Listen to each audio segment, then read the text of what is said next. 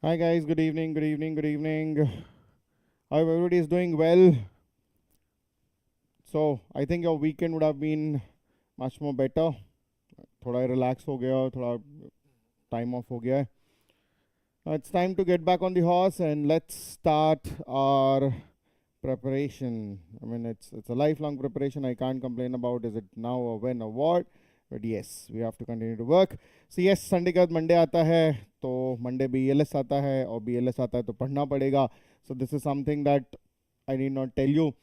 Only way I can help you is to make this Monday, Tuesday, Wednesday of yours more productive and more accessible to you. और जितना ज़्यादा हम इस पे emphasize कर पाएँ उतना सारा we'll be able to do so. Hi Aditya, good evening. Right, so if all of you have tuned up, let's start the session. So today what we have designed is we have learned about all the inguinal hernias per se. So we have done the inguinal hernia, we have done the femoral hernia, we have done the obturator hernia. There are three predominant inguinal region hernias that you should know. So we already have covered that. So in our series of hernia, we have covered the abdominal wall anatomy, we have covered the inguinal regions anatomy, we have done inguinal hernia, both direct and indirect, we have done femoral hernia, we have done obturator hernia. So I want you to go look at them if you have not looked at it and then come back to this lecture, because this will deal about all the itsy bitsies of the complications, problems. So whatever you have done is going to be a plain hernia that you have done. Abhi hum baat karenge, it's going to be of a complex nature. So we'll be talking about the complications associated with hernia. But when you talk about indirect hernias, so whenever you're examining, let's say your hernias per se, so in the inguinal hernia,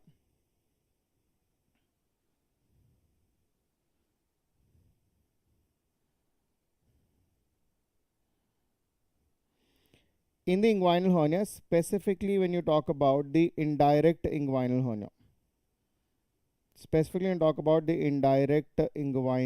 hernia, something quite specific that I would want you to know. Now, we have already done that drill before also, but just sake of understanding, if I just anchor it down for you, yeah, we have to change our colors. So this has to go into lighter form.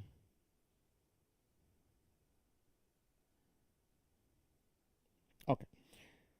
Now, let's say if this was the deep ring that we're talking about, so we had the whole concept of this, that if this is your deep inguinal ring that is in the fascia transversalis, and this happens to be your superficial inguinal ring, which is going to be of your external oblique aponeurosis, right? And then we had this peritoneal cover, which is going to be going all across, right?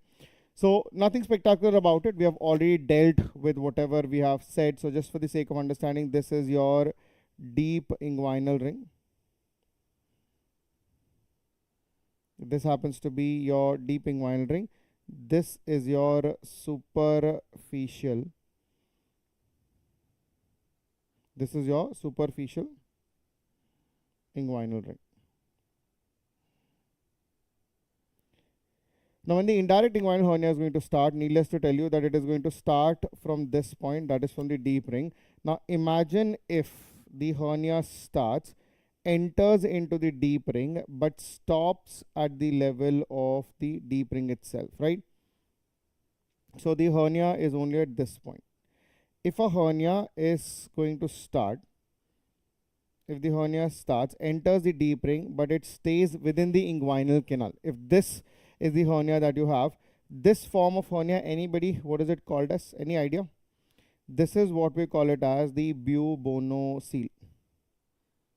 This is what we call it as the bubonocele. Now, what is a bubonocele? Where the indirect inguinal hernia started to occur, it entered the deep inguinal ring, but the content and the sac is limited to the inguinal canal. So I can say the hernia sac.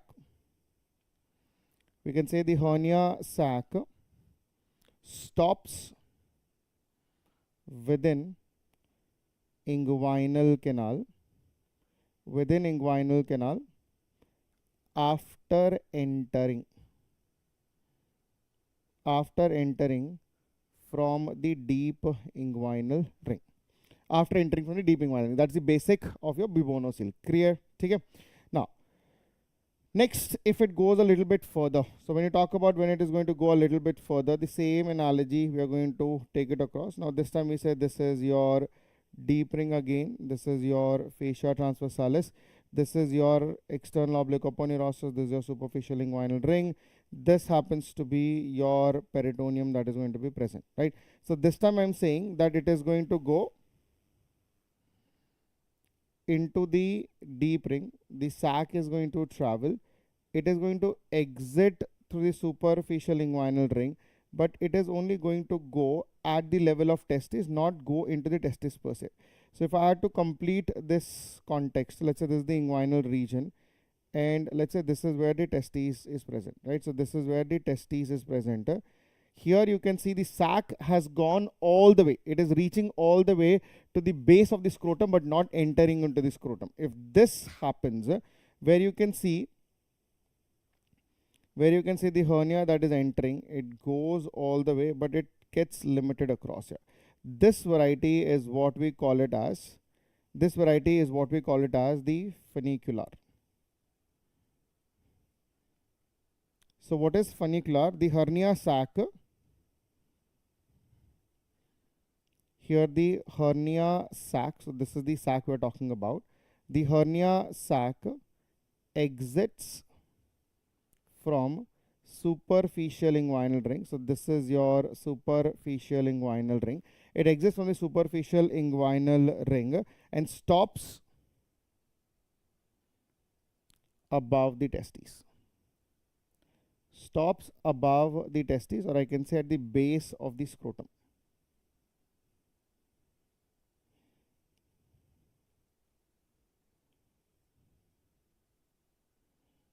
At the base of the scrotum. This is what we call it as the funicular variety. Just for the sake of understanding, this is your deep inguinal ring. This happens to be a deep inguinal ring. This is your fascia transversalis. This happens to be your peritoneum, which you're seeing here. This obviously is the sac, and this is the content that we're talking about. Okay, so this is what we call as the funicular variety. Now, if it goes all the way into testis, now that is what we need to understand. Same analogy that you have. So again, this is your deep inguinal ring. This is your fascia transversalis. This happens to be the peritoneum that is present. This is your external oblique aponeurosis. This is your superficial inguinal ring, which is here.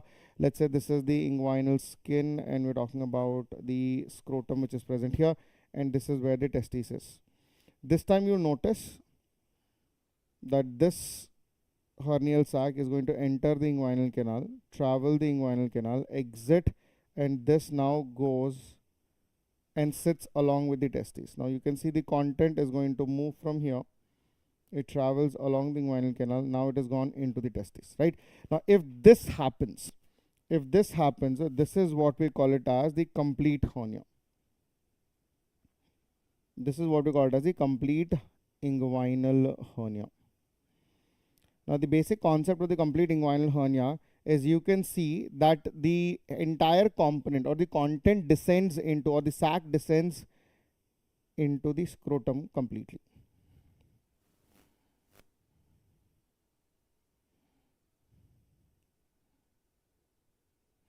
So here you can say the sac descends completely into scrotum. Here the content and testes are felt together. This usually we say in the congenital variety. So if you have a congenital type, they are usually of complete inguinal hernia type, right? So again, for the sake of understanding, if I just label it quickly, this is your deep inguinal ring. This happens to be your fascia transversalis. This happens to be your peritoneum. This happens to be the content that is present. This is your external oblique aponeurosis. This happens to be your superficial inguinal ring. This is the testes, and this is your scrotal wall, right? And this is how you see these contexts are present. So today we have learned three forms of the inguinal hernia that is going to be important. One is a bubonocele, another one is funicular variety, another one is complete. So you should know what is a bubonocele is called as, what is a funicular variety, and what is considered to be as a complete inguinal hernia. As simple as that. Now, once you have done this, now we'll talk about the complications that we are talking about, right? So when we talk about the hernias based upon its complexity, There are certain terms that are going to be introduced to you. So hernia based on complexity. So we'll try to give you the same table you can find in our Bailey and Love. I think it is table number 64.2. If I'm not wrong, you can go check it again. This table tells you about all the possible complications, but again in a very terminological way. Now the first term that they will say is, what do you mean by occult hernia? Now occult hernia basically means, the word occult means hidden.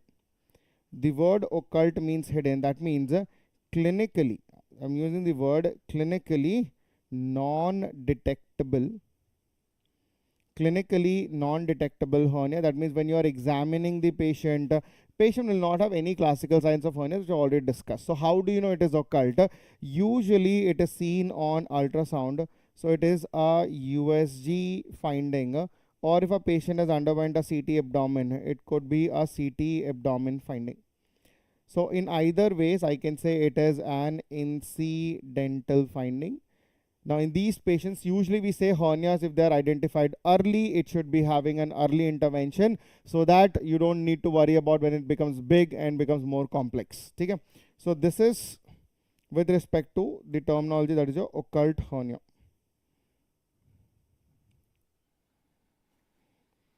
Now, the other term that you will be using is what we call it as the reducible hernia. The other terminology that you will be using is what we call it as a reducible hernia. What is a reducible hernia? It is the swelling that appears and disappears. Swelling that appears and then disappears is what we call it as a reducible hernia. It's a very simple context. So if you take this as the representation of the abdominal wall, right? Let's take into consideration, this is the abdominal wall we're talking about. And this is where the defect is present. The multiple layers, just to give you the context of it, let's say there's some defect in multiple layers of the abdominal wall. I don't want to go into details. And you see there is a protruding sac which is there, and along with that there is some content that is coming across, right? Now this, when you see, this is a visible swelling. So swelling that appears, right? So swelling that appears and then disappears. That means when you exert pressure, you will now see the swelling completely disappear. So you'll see everything is becoming back to normal.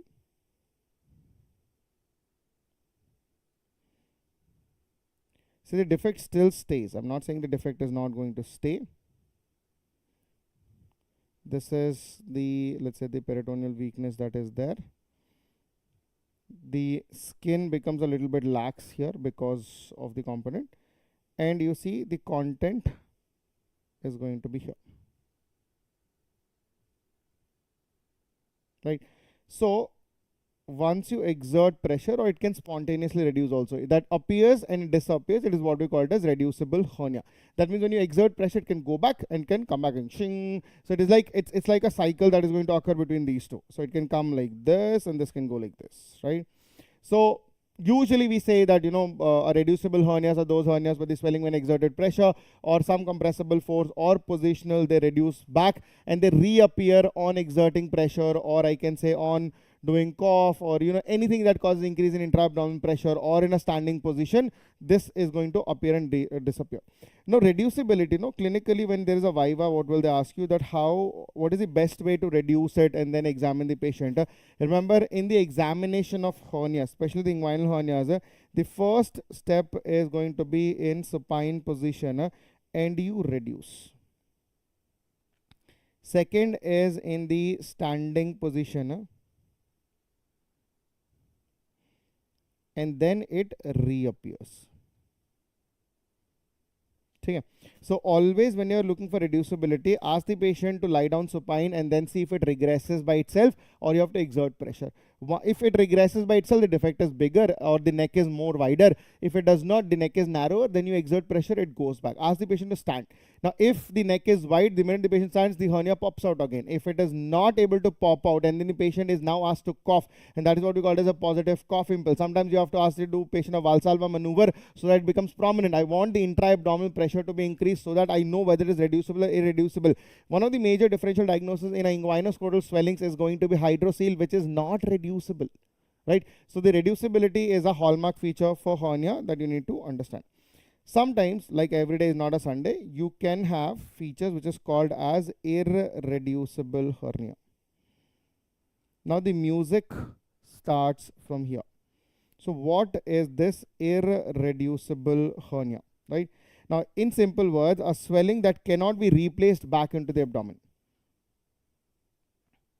Swelling that cannot be replaced back into the abdomen. It is swelling that cannot be replaced back into the abdomen is what we call it as the irreducible hernia. Now, it is the irreducible hernia where there is increased risk for complications. There's an increased risk for complications. Now, what are the reasons for irreducibility, right? Now, when we talk about the reasons for irreducibility, I can give you n number of reasons, but let's try to understand the basic one, right? Now, let's say this is the outermost surface of the hernia, that is going to be the skin, right? Then you have the subcutaneous fat which is present here. There's a subcutaneous fat that is going to be present here. Now, because of the defect, you see the sac that is usually formed by peritoneum is going to now pop up, right? So it is coming here. On a long standing, you will now see there will be some amount of adhesions going to be formed between the peritoneal sac and the subcutaneous fat. So the sac cannot be moved back. In the same context, you will see the content, that is, let it be a bowel or a mentum, anything that has been gone inside here. Obviously, a lot depends upon the entry also, but what if this bowel also forms some amount of adhesions with the peritoneum, because it has been adherent to the peritoneum, some amount of adhesions, especially at the region of the entry, that is neck, is formed. That does not mean the bowel is obstructed. No. Do not think that irreducible hernias are obstructed hernias. They are not. Irreducible hernias are basically when you're trying to exert pressure from outside. You're trying to do that shing and it is not happening, right? You're trying to push it back. It's like go back, go back, go back. It says I cannot. I'm already adherent, right? So the content has moved in, and then there is, because of a lot of local adhesions are formed, and those adhesions are not allowing the hernia to go back into the abdominal cavity. The patient is now lying down supine. It should go down, but because of the adhesions surrounding tissues, it is just holding it back. So even if it, imagine that this is, if I put it here, let's imagine it this way, that this is how it is, right? And this is the entry point that you have. And let's say this is the component that is supposed to come down, right? But what is happening, because it is adherent to multiple sites, it is adherent to multiple sites, and let's say you are here observing, right? You're standing here and you're observing this, that it should come down. You're looking up, it should come down. Why it is not coming down? It is adherent.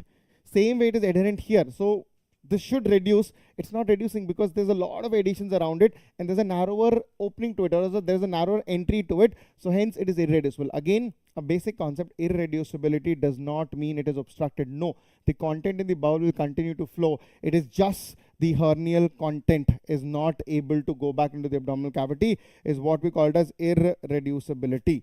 Now, what we fear is going to happen. Yes, irreducibility sounds that it can now go into complications. It indicates there's a narrower neck, that is the entry point. It indicates a lot of adhesions. So during the surgery, I have to be more careful. That is what it is going to tell me in basic. Now that irreducibility is now going to convert into something that I don't want to happen, that is incarcerated.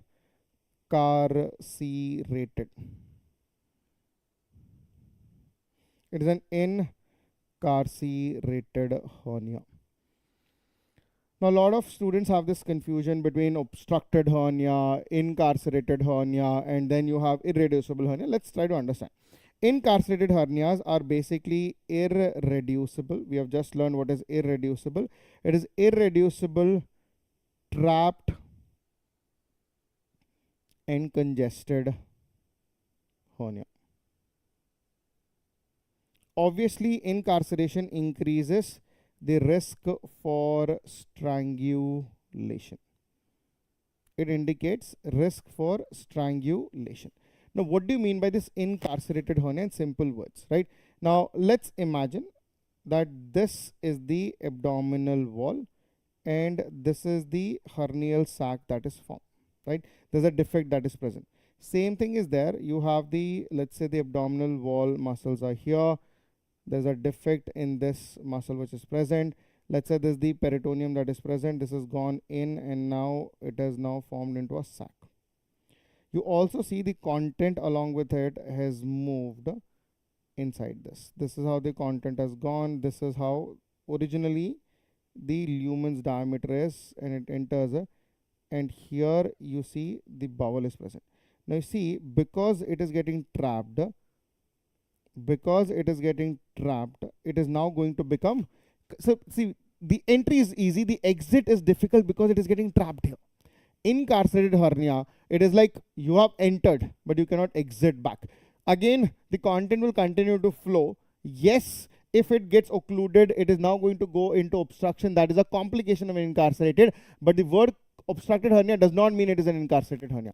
Incarcerated is basically trapped. The content has gone in, it is not able to reduce back, but this time it is not because of adhesions, it is because of the congestion. It is because of that narrower site where it has entered, it is failing to come back, right? So the word incarcerated basically means it is irreducible, it is trapped, and it is congested, right?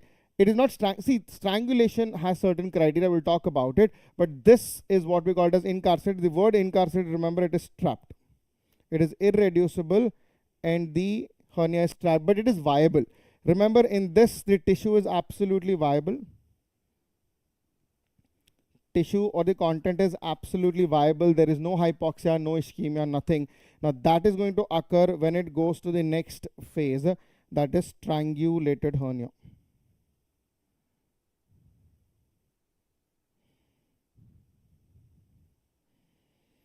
Now, the strangulated hernia is basically, it is going to be associated with tissue ischemia. This is going to have tissue ischemia. So, the first feature in a strangulated hernia, it will have tissue ischemia. It will have acute pain. It is going to have acute pain. Now, this is also associated with obviously non-viability of the bowel. Now, if you put the same thing into perspective that we have learned, now this is the abdominal wall, and let's say this is the defect that we're talking about. These are the abdominal wall muscles which we just vouched for. Let's say this is the muscular component that is present. Let's say this is the peritoneum that is gone and formed the sac. So this is what the peritoneum sac is formed. This time we spoke about the content. So this is the content that has been going inside. So let's say this is the content that has gone in like this, right? We all know, whatever, let's say bowel is gone, you have the mesenteric border to the bowel. So this is the mesenteric border to the bowel, right? Now, if the pressure in this area increases, or I say the entry point of the neck increases, what is important is the blood supply to the bowel comes from the mesenteric border. So you see the blood vessel that is going to supply to every nook and corner of the bowel is going to come from here, right? That is from the mesenteric border. Now, if this area gets super congested, obviously the blood supply to the bowel is now going to become less, right? So this gets compressed. You look at this component, this gets severely compressed. So because of that, there will be bowel hypoxia, and that hypoxia will cause ischemia, and that ischemia will result in necrosis, that is gangrene, necrosis, and everything, right? It is not formed gangrenous yet, but it is now started to develop severe tissue hypoxia. And this is what we call it as strangulated, right? This is what we call it as strangulated hernia. So strangulated hernia, this tissue ischemia is there. It's now start to develop with pain. It is not gangrenous yet. On the other hand, if it becomes gangrenous, then we will call this as infarcted. Then we'll call this as infarcted hernia. So what is an infarcted hernia? Where the content of hernia develops gangrene. This is a surgical emergency, right? Even the strangulated hernia is a surgical emergency. This is a surgical emergency. Infarcted hernia is even bigger surgical emergency. So here you would notice the content that you have reduced. Let's say this is the content that you have reduced. This was the part that went into the hernial component. You will notice that this area has now become gangrenous, right? So this is the area which has become gangrenous. Now it is of no use, right? It's a non-viable tissue. It has gone dead. It has become gangrenous. And that gangrenous bowel would have already perforated. All that you have to do is do resect and anastomose if possible, or sometimes you have to do diversions also. Chemistry basics. Beta, this is the beginning of the March. December, I think we have quite good. I mean, we have 10 months left. No. तो अगर 10 महीने भी लोगे, हम महीने के we do around 12 sessions. So we have 120 sessions of BLS December tak. ठीक है.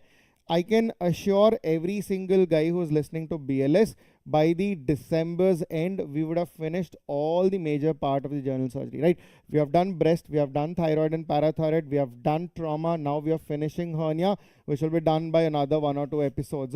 And after that, we'll start with systems. So we'll start with thorax, abdomen, urology. Right, so abdomen will go with everything that is going to be GIT as well as hepatobiliary pancreas. Then we'll go into your urology, and your Bailey's major part is done. Once that is done, I think then we'll come back to your smaller parts, like smaller problems where you have. We'll talk about the small in between. We'll try to accommodate your smaller topics like wounds. We'll talk about some specialties like plastic surgery, your head and neck surgeries. All that will be incorporated, but we will do in a systematic order. Okay? So BLS is a promise to every single student who wants to learn surgery. We will do it completely from the Bailey and Love. Yes, December is an achievable target. Let's be consistent about it. थोड़ा summer vacation वगैरह मिलेगा तो थोड़ा speed बढ़ा के ना, we'll try to do 2 hours of session so that we'll be able to, once the system starts, like GIT, urology, you can indulge in more deeper discussions. तो वहाँ पे ना थोड़ा लंबा लेके we can try to close it off. Don't worry. So, तो क्या समझ में आया hernia based complexities में? So this is what it is very, very important. What is occult, what is reducible, what is irreducible, what is incarcerated, what is strangulated, what is infarcted. Remember, strangulation is impending gangrene but not gangrene. यही words आपके competitive exam में use होते हैं. Strangulated का मतलब क्या होता है? It is impending gangrene. अभी gangrene हुआ नहीं है, right? For example, all you guys are impending surgeons. You're not surgeons yet. It is your desire or your dream or your aspiration to become one. But आज आप prepare कर रहे हो. Same way, when you talk about strangulated hernia, ये अभी gangrenous हुआ नहीं है. ये होने की कोशिश कर रहा है और जब बन जाएगा तो incarcerated. And in our context, we are doing for a better, मतलब हमारी जो analogy थी to become a surgeon is good. It is not as bad as being gangrenous. ठीक है? So don't relate gangrene and surgeon to one. ठीक है? गलत बात है. So this is with respect to all the complications that you should be aware of in terms of hernia. Now comes, there are special forms of hernias or epinomes. Achha, we'll talk about mesh in a bit. Like special forms of hernias le lete. So there are special, or I can say named inguinal hernias.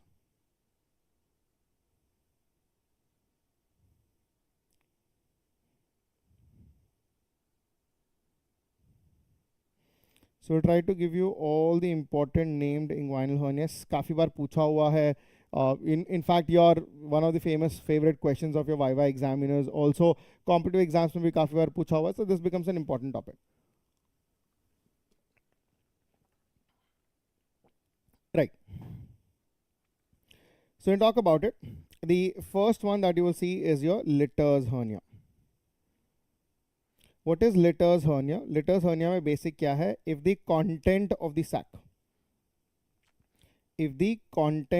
the sac is formed by a congenital disorder which is called as the Meckel's diverticulum, right? So I hope everybody knows Meckel's diverticulum is a congenital diverticulum. It's a true diverticulum. It follows rule of 2 where it is seen in 2% of the population. It is the most common congenital disorder of the GIT in your children. Apart from that, it follows the rule of 2, that is 2% population, 2 inches in size, 2 feet proximal to IC junction, it is 60 centimeter proximal to IC junction. 2 different ectopic tissues are formed. One is pancreatic, another one is a GI mucosa. This is rule of 2 in your Meckel's diverticulum. In our discussion in GIT, we'll deal in greater detail about it. तो एक हो गया आपको Litter's hernia. दूसरा क्या है? That amioned hernia. Heard about amioned hernia? Amioned hernia is only possible if it is a right inguinal hernia, because here the content of the sac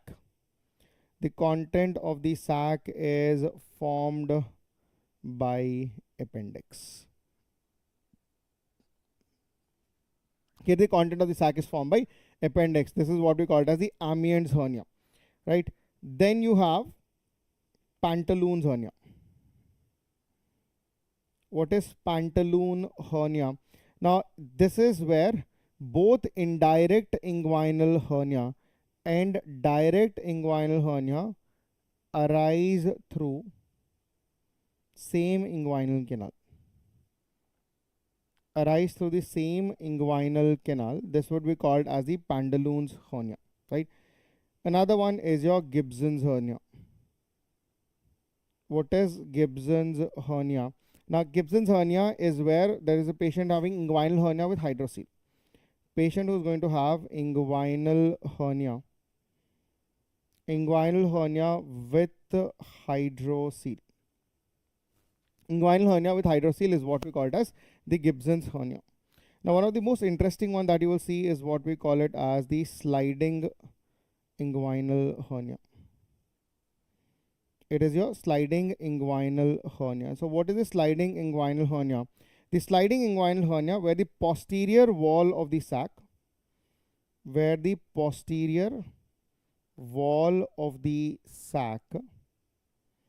is formed by viscera.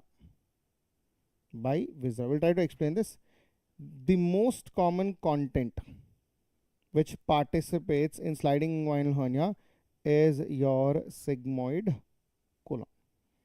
It is your sigmoid colon. Let's try to understand what is this sliding inguinal hernia is, right? Now, you take this as the representation of the abdominal wall. Now, this is the inguinal region, right? This is the inguinal region, and let's say this is the scrotum which is present, just for the sake of understanding, and we are saying this is the lower limb status and this is the inguinal canal. This is the deep ring, this is the superficial inguinal ring. So just for the sake of understanding, I'm just going the innermost one. The innermost one is the peritoneum that is present. So this is the peritoneal covering that is usually present, right?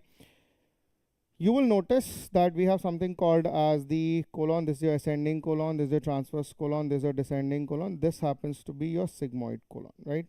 So this is the usual orientation that you have in terms of the bowel, right? Now, what happens is, especially on this side, right? So when you notice the sigmoid colon, if you have the peritoneal surface, there's a small component. You notice the sigmoid colon specifically, it's going to be a little bit of extra peritoneal space. See, I don't want to go into greater details, but you will notice in the bowel, only the anterior surface is covered by the peritoneum, the posterior surface is left behind. Okay? So when you look across this is how, because rectum and all is going to be extra peritoneal, just for the sake of understanding. So let's say this is how the peritoneum is going to be present. Now, once the sigmoid colon is going to form the content, so what is going to happen? You will notice that now the sigmoid colon, which is present, will start to move into the inguinal canal. That's what the hernia is going to be all about. Now you see that as it moves, it is going to accompanied by the peritoneum also. So this whole region is going to move. this whole region is going to move into the hernial sac. So what is going to happen? Because the anterior covering is made by peritoneum, so the peritoneum is going to descend. The peritoneum is going to descend because some part of the bowel is covered and the half of the bowel which is present here is outside the peritoneal space. So as you go, you see that this is the sigmoid colon. You see the anterior covering is formed by the peritoneum, which is going to come. It is going to pop out like this. So it is forming. You will notice that the anterior surface of the wall is formed by the peritoneum and the posterior surface is formed by the sigmoid colon. So this is how your sliding hernia is going to work, right? So this is how your sliding hernia is going to come, especially from the sigmoid colon region. It's because of the peritoneal placement that you have on the left side. Okay? So this is the right side, this is the left side. So in the sliding hernia, you can see that the posterior wall of the sac, is formed by content. Now, why this becomes tricky? Go back to our previous lecture. We said whenever you have an indirect inguinal hernia, you have to do an herniotomy. Otomy is what? To open up the sac to reduce the content. Now, if you're not aware of this and you hold the sac and you hold it and you cut it and you cut through the sigmoid colon, you're bang into the bowel. You're causing complications, and repairing a bowel, especially the sigmoid colon, is also a watershed area. There are two watershed areas. We'll talk about it. One is your Griffith point, another one is Sudak point. Sudak point is at your sigmoid colon, which is having a poor vascularity, or sigmoid colon में injury हो गया, तो obviously it is going to cause more problem. And I cannot put mesh bowel खोल दिया तो आपका clean surgery हो गया, clean contaminated surgery. And if it fecal spills, it becomes contaminated. Or clean, contaminated component में we cannot put the mesh, तो यहाँ पे आप repair ही नहीं कर पाओगे. तो sliding hernias are very neatly to be dissected. Make sure you isolate the sac, reduce the content back. If peritoneum can also be reduced back, just reduce it. Okay? So this is the concept of your sliding hernia. So sliding hernia, as you can see, we have described it very cleanly, that if the posterior wall, so if this is the sac, you see, this is the anterior wall of the sac.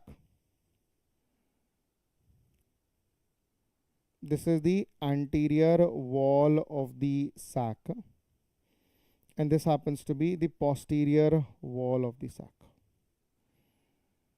This is the posterior wall of the sac, right? So the anterior wall is made up of peritoneum, the posterior wall is made up of content. So anterior wall, it is formed of peritoneum, and the posterior wall, it is made up of content. In our case, it is here sigmoid colon. Okay? I hope everybody is clear with the concept of sliding hernia. Now this, many students get confused, sliding hernia hota kya?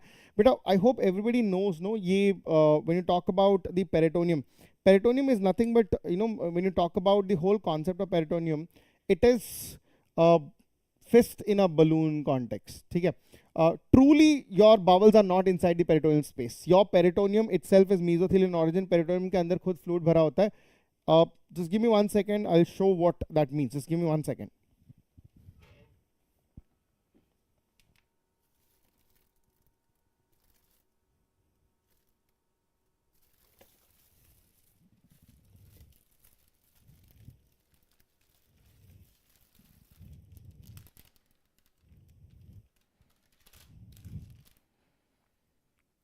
Okay. We're going to come in 10 seconds, 9 seconds. Okay. गिन लो 10 तक आ रहे हैं. I'm just trying to show you how our peritoneum is going to work.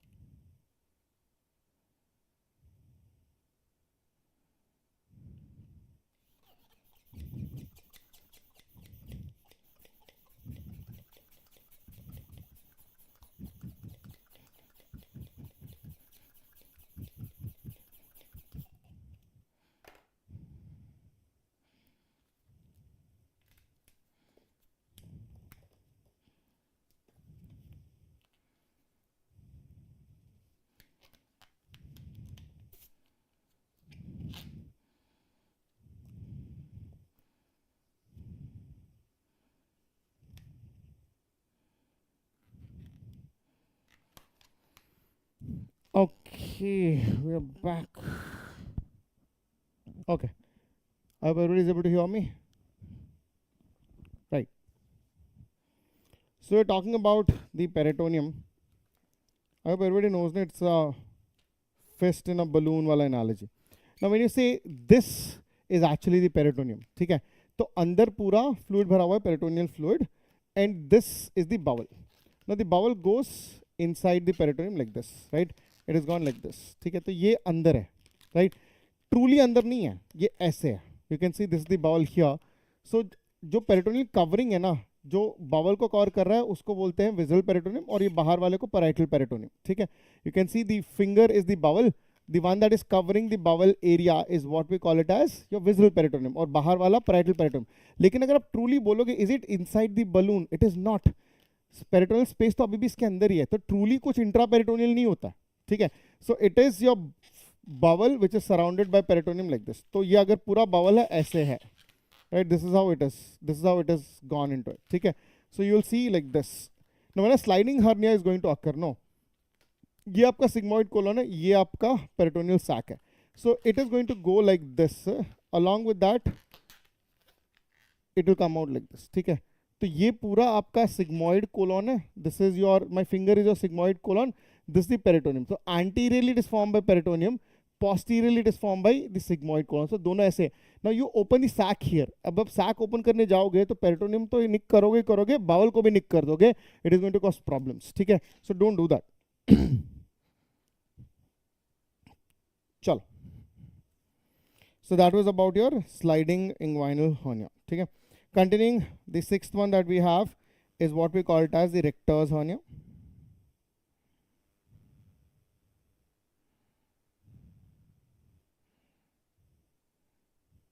Rector's hernia, here only a part of the circumference of the bowel. Here a part of the circumference of the bowel forms the content of the sac. It forms the content of the sac is what we call it as the rector's hernia. Now what do you mean by this? Now if you take this as the representation of the sac, let's say this is how the sac is present, and you see if this is the content that is supposed to go in, this is the bowel that is present, you see only a part of the circumference, not the entire bowel. You see only a part. So this is the entire circumference we're talking about. Only a part of the circumference is forming the content, not the entire bowel. This is what we call it as a rector's hernia, where a part of the circumference of the bowel forms the content, not the entire bowel itself, is what we call it as the rector's hernia, right? Another named hernia that you'll come across is going to be your oblique hernia. What is your oblique hernia? Where the defect is in the conjoint tendon. The defect in the conjoint tendon. I hope everybody remembers the anatomy of the conjoint tendon that we have discussed. It's a combination of your internal oblique muscle. It's a combination of your internal oblique aponeurosis and the transverse abdominis muscle aponeurosis. Together they form the conjoint tendon. Now, if there's a defect in the conjoint tendon and the hernia occurs through it, it is what we call it as the oblique hernia. This is what we call it as the oblique hernia. Then you have the Laguerre hernia. What is your Laguerre hernia? It is when the defect in the lacunar ligament. If the defect is in the lacunar ligament, then it is called as Laguerre hernia. It is going to mimic the femoral hernia. I hope everybody remembers our concept of the lacunar ligament. So just for the sake of understanding, this is your pubic arch, this is your pubic tubercle, this is your pubic symphysis. This is the pubic bone that we have. Now this is the inguinal ligament that we have. So it is going to be from here to here. This is the inguinal ligament. Now, as I told you, inguinal ligament from the pubic tubercle, it is going to arch backwards like a fan-shaped one. This is what we call it as the lacunar ligament. Okay? And then it continues to form as the Cooper's ligament. So, ये आपका lacunar ligament यहाँ पे है. This is the lacunar ligament that you have. So for the sake of understanding, we've been telling you that this portion is the lacunar ligament portion. इसके आगे वाला जो portion है इसको आप कूपर्स लिगामेंट बोलते हो, तो ये आपका कूपर्स लिगामेंट है. ये जो ऊपर है ये आपका इंग्वाइनल लिगामेंट है. ठीक है, तो यही we been talking about. So inguinal ligament, या lacunar ligament and Cooper's ligament है. If there is a defect, if there is defect in your lacunar ligament and you see the content is going to herniate from here, if the content herniates from here, this is what we call it as your Laguer's hernia. So defect in the lacunar ligament, right? So just for the sake of understanding, I'm just going to simply lay it down. This is your inguinal ligament.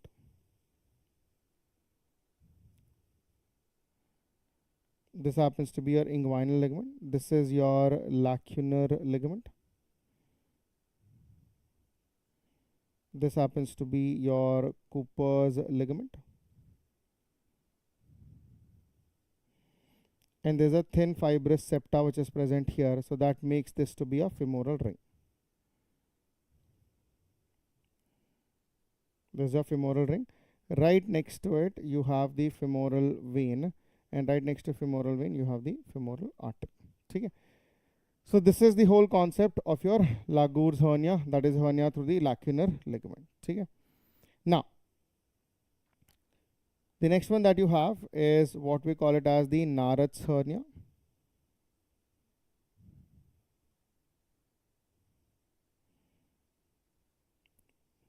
We have the Narad's hernia. Now, Narad's hernia, you will see the femoral hernia, which is posterior to the femoral vessels, right? It is the femoral hernia arising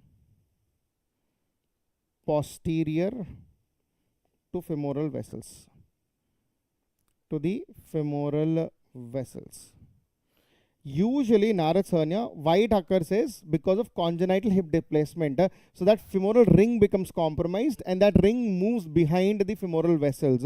So it is usually associated with congenital hip displacement.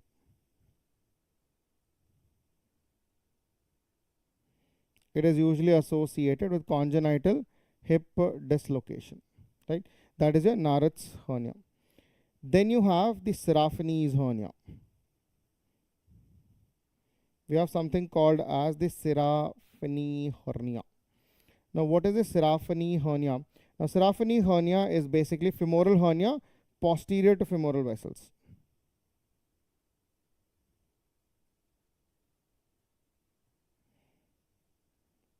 Here, femoral hernia or the femoral hernia sac, posterior to femoral vessels. See, Narad, it is associated with congenital hip displacement. If there is no congenital hip displacement, it is called as the Seraphine's hernia, right? Then you have the next hernia, which is called as the Velapio hernia. Sorry, Velpio hernia, not Velapio. It's Velpio's hernia. I think it is AO. Velpio hernia. Now, what is this Velpio hernia? It is where, see, Seraphine is posterior to femoral vessels, Velpio is anterior to femoral vessels. So, femoral hernia sac, anterior to femoral vessels. Anterior to the femoral vessel, that is your Velpio's hernia. Then you have the Madel's hernia. Madel hernia is also called as hernia in W. It is what we call it as hernia in W. So M, you reverse it, becomes W. What is basically is, if you take this is the sac of the hernia, you see the content of the bowel that is gone inside. It forms the English alphabet letter W. There is basically a double twist is there. So it is going to twist in this form and goes across. This is what we call it as hernia in W, where the loop of the bowel twists inside the sac itself. This is what we call it as the Madel's hernia. This is what we call it as the Madel's hernia, right? Okay, so these are enough. Again, there are lumbar hernias are the special forms. We'll talk about it as we go forward. But these are the various forms of the named hernias which are there. Okay? So these were all the different terminologies, complications, and special forms of hernia that you should be aware of, right? So this is it for today's lecture. Thank you so much for joining. Tomorrow we'll start with the ventral hernia. So we'll be talking about the umbilical hernia, the epigastric hernia, their repairs, that is IPOM. We'll talk about where are the mesh placed. So there are a lot of questions on what is a sublay, what is an onlay, inlay, sublay, overlay, retrorectus, what is preperitoneal repair, what is IPOM, that is intraperitoneal onlay, preperitoneal mesh repair. So all those will be dealt tomorrow along with your ventral hernias, right? So join us tomorrow again at 9 p.m. We'll talk about femoral hernias. So today we spoke exclusively. See, these are your Viva questions, so do go across them because a lot of times they've asked you about the different named hernias. Again, it's all about memory based. All these terminals, this slide is in fact the most important one. That is your hernia based on complexities. We have spoken about all the different complexities. And then this is how you form your hernias basically, right? So what is a bubonocele, what is a funicular variety, what is complete, and if you have any questions, you know where to reach out us. All questions, any questions, you can send it to our Instagram and Telegram, that is your surgery guy. This is by my name, it is Dr. Sandeep Sriram Reddy.